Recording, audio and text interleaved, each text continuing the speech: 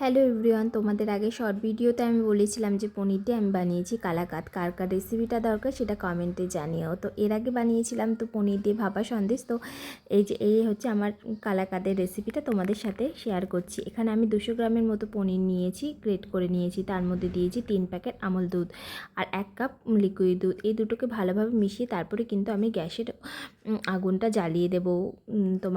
তারপরে কিন্তু একে একে দিয়ে দেবো একটু চিনি। বেশি চিনি দেবো না, খুবই সামান্য চিনি দিয়েছি।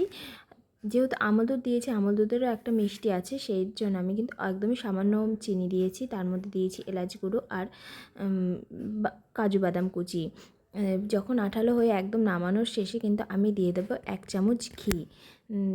সব কিছু একসাথে ভালোভাবে মিশিয়ে একটা থালার মধ্যে আমি ঘি ব্রাশ করে নিয়ে এটা আমি সেট করে দেবো।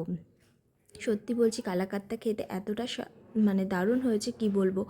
যেমন হয়েছিল ওই ভাপা সন্দেশটা মানে পনির দিয়ে, সেটা আর এই কালাকাঁদ দুটোই কিন্তু দুরকম হয়েছে, দুটোই কিন্তু খেতে খুব ভালো হয়েছে। কিন্তু এটা খেয়ে সবাই বলছিল বেশি ভালো হয়েছে। আর যেহেতু মিষ্টিটা একটু কম কম দেখবে, একটু মিষ্টিতে একটু কম হলেই কিন্তু বেশি ভালো লাগে। আর তোমরাও কিন্তু বাড়িতে একদিন ট্রাই করে দেখো, দোকানের থেকেও বেশি ভালো লাগবে এই পনির দিয়ে এই কালাকাঁদটা। আমি কিন্তু একটা দাদাভাইয়ের থেকে দেখেছি, তোমরা ওই দাদাভাইটাকে হয়তো সবাই চেনো।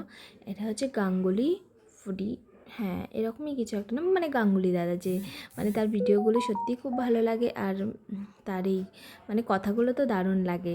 তো তার মধ্যে কিন্তু আমি দিয়ে দিয়েছিলাম একটু আলমন্ড কুচি, আর পিস পিস করে আমি কেটে নিয়েছি, একদম কালাকাঁদের পিস করে নিয়েছি। কতটা সুন্দর হয়েছে বলো, দেখতে যতটা সুন্দর হয়েছে খেতেও কিন্তু খুব ভালো হয়েছে। আর আমাদের বাড়ির সবাই খেয়ে তো মানে খুব ভালো বলেছে। সবাই তো ভাবছে মানে একদম দোকানের কালাকাঁদ বোধহয় নিয়ে এসে খাওয়াচ্ছি সবাইকে।